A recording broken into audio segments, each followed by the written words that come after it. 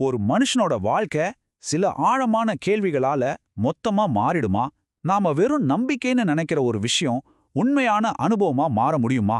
இன்னைக்கு ஒரு சாதாரண மனுஷனோட பல வருஷ அசாதாரண ஆன்மீக பயணத்தை பத்தி தான் நாம பார்க்க போறோம். இந்த முழு பயணமும் இந்த ஒரு வரியில தான் தொடங்குது. நம்பினால் உண்டு, நம்பாவிட்டால் இல்லை. இத சொன்னது அவரோட பாட்டி. இது ஏதோ ஒரு பழமொழி மாதிரி தெரியலாம், ஆனா இதுதான் அவரோட வாழ்க்கைக்கே அஸ்திவாரம் போட்டது. நம்பிக்கைக்கும் உண்மைக்கும் என்ன சம்பந்தம்? இந்த ஒரு கேள்விதான் அவரோட மொத்த வாழ்க்கையையும் வழி நடத்துச்சு. சரி, அப்போ இந்த தேடல் எங்கிருந்து ஆரம்பிச்சது? ஏதோ ஒரு ஆசிரமத்திலையா? இல்ல ஒரு கோவில்லையா? அதுவும் இல்ல. இது ஆரம்பிச்சது ஒரு சின்ன குழந்தையோட மனசுல, ரொம்ப ரொம்ப சின்ன வயசுலயே. 3 வயசுல ஒரு குழந்தை என்ன கேட்கணும் யோசிச்சு பாருங்க. ஆனா இவர் கேட்ட கேள்வி, நான் யாரு? இங்க வரத்துக்கு முன்னாடி நான் எங்க இருந்தேன்? யோசிச்சு பாருங்க. இந்த கேள்விகளாலேயே அவருக்கு இந்த உலகத்துல ஒரு அந்நியன் மாதிரி ஒரு உணர்வு, எங்கிருந்தோ பிடிச்சிட்டு வந்த ஒரு கைதி மாதிரி ஃபீல் பண்ணிருக்காரு. இதுதான் அவரோட ஆன்மீக பயணத்தோட ஸ்டார்டிங் பாயிண்ட். அவரோட ஆரம்ப கால ஆன்மீக புரிதலுக்கு 2 பேர் ரொம்ப முக்கியமானவங்க. 2 பேருமே சக்தி வாய்ந்த பெண்கள். ஒருத்தங்க அவரோட கொள்ளுப்பாட்டி, அவங்க தான் தர்மம்னா என்னன்னு சொல்லி கொடுத்தாங்க. இன்னொருத்தங்க அவரோட பாட்டி, அவங்க வெறும் வார்த்தையில சொல்லல, தன்னோட தொடுதல் மூலமாவே ஒரு விதமான ஆன்மீக சக்தியா அவருக்குள்ள கடத்துனாங்க. இந்த 2 அனுபவங்களும் தான் அவரோட பயணத்தை ஸ்டார்ட் பண்ணி வச்சது. சின்ன வயசுலயே கிடைச்ச இந்த அஸ்திவாரத்தோட அவரோட தேடலை அடுத்த கட்டத்துக்கு எடுத்துட்டு போனாரு. இப்போ முறையா ஆன்மீக அமைப்புகள், பயிற்சிகள்னு ரொம்ப தீவிரமா அதுல இறங்க ஆரம்பிச்சாரு. அவரோட பாதை ஒன்னும் நேர்கோட்டுல போகல. முதல்ல சின்ன வயசுல பாட்டிகள் மூலமா பக்தி மார்க்கம், அப்புறம் 15 வயசுல வேதாத்ரி மகரிஷி கிட்ட யோகா, தியானம்னு முறையா கத்துக்கிட்டாரு. அதுக்கப்புறம் பாருங்க, 26 வயசுல ஒரு பெரிய விபத்து நடக்குது. அதுக்கு பிறகு அவர் ஒரு தீவிர விஷ்ணு பக்தரா மாறிட்டாரு. இப்படி ஒவ்வொரு ஸ்டேஜ்லயும் அவரோட தேடல் ஒரு புது வடிவத்தை எடுத்துக்கிட்டே இருந்துச்சு. ஆனா பாருங்க, 10 வருஷம் கடுமையா பயிற்சி செஞ்ச பிறகும் ஏதோ ஒன்னு குறைவா இருக்கிற மாதிரி ஒரு ஃபீலிங். தத்துவங்களை எல்லாம் நல்லா படிச்சு மூளையால புரிஞ்சுக்கிட்டாரு. ஆனா அத அனுபவத்துல ஆன்மாவில உணர முடியலையேங்கிற ஒரு பெரிய இடைவெளி அவருக்கு தெரிஞ்சது.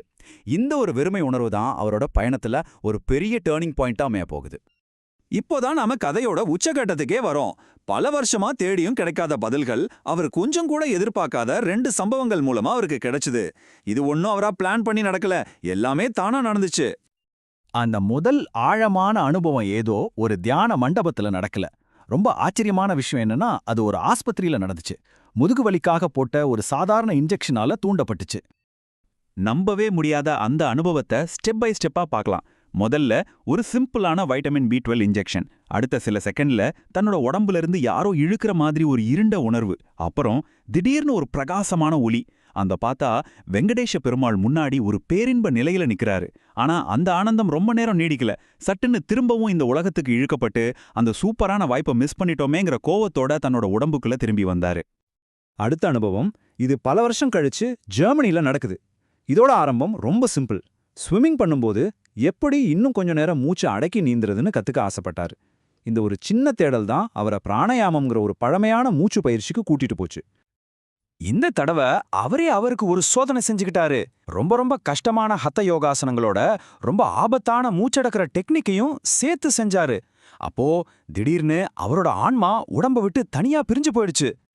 இந்த 2 அனுபவமும் பார்க்க ஒரே மாதிரி தெரிஞ்சாலும் அதுக்குள்ள பெரிய வித்தியாசங்கள் இருந்துச்சு. அனுபவம், அதாவது கிளினிக்ல நடந்தது, சுயநினைவில்லாம திடீர்னு நடந்துச்சு. அப்போ இந்த உலகத்தை பத்தின நினைவே அவருக்கு இல்ல. ஆனா 2வது அனுபவத்தை அவரே உருவாக்குனாரு. முழு விழிப்புணர்வோட இருந்தாரு. இந்த வித்தியாசங்கள் தான் அவருக்கு ஒரு முக்கியமான விஷயத்த புரிய வச்சது. விழிப்புணர்வோட ஆன்மீக நிலைகளை அடையறதான் உண்மையான பாதங்கிறத அவரு புரிஞ்சுக்கிட்டாரு. சரி, இந்த மாதிரி அசாதாரணமான அனுபவங்களுக்கு பிறகு அவரோட வாழ்க்கை எப்படி மாறுச்சு? தனக்கு கிடைச்ச இந்த ஞானத்தை தன்னோட அன்றாட வாழ்க்கையில எப்படி பயன்படுத்தினாரு? இதுதான் இந்த பயணத்தோட கடைசி, அதே சமயம் ரொம்ப ரொம்ப முக்கியமான பகுதி. இந்த அனுபவங்களுக்கு பிறகு அவரோட பாதையே மொத்தமா மாத்திக்கிட்டாரு. கைடன்ஸ் இல்லாம செஞ்ச ரொம்ப தீவிரமான பயிற்சிகளை எல்லாம் நிறுத்திட்டாரு. அதுக்கு பதிலா ஞானத்தை அன்றாட வாழ்க்கையோட இணைக்கிற ஒரு பேலன்ஸ்டு பாதையை தேர்ந்தெடுத்தாரு. ஒரு அப்பாவா அவர் ஒரு ரொம்ப சக்தி வாய்ந்த மனநிலையை உருவாக்குனாரு. அதுக்கு பேரு பாதுகாவலர் மனநிலை. அதாவது, என் பிள்ளைகள் எனக்கு சொந்தமானவங்க இல்ல, நான் கடவுளோட சார்பா அவங்கள பாத்துக்கிற ஒரு கேர்டேக்கர் மட்டும்தான். இப்படி நினைச்சதால அவரால வெற்றி, தோல்வி 2யுமே சமமா ஏத்துக்க முடிஞ்சது. இந்த மாடர்ன் உலகத்துல ஆன்மீகத்துக்காக நேரம் ஒதுக்குறது ரொம்ப கஷ்டம் இல்லையா? அதுக்காகவே அவர் ஒரு பிராக்டிக்கலான பிளான் உருவாக்கியிருக்காரு. இதுக்காக வேலையையோ குடும்பத்தையோ விட வேண்டிய அவசியமே இல்ல. நம்ம வயசு அதிகமாக ஆன்மீகத்துக்காக ஒதுக்குற நேரத்தை கொஞ்சம் கொஞ்சமா அதிகரிச்சா போதும். இந்த பர்சன்டேஜ் எல்லாம் பார்க்க பெருசா தெரியலாம், ஆனா உண்மையிலே இது எவ்வளோ நேரம்னு பாப்போமா?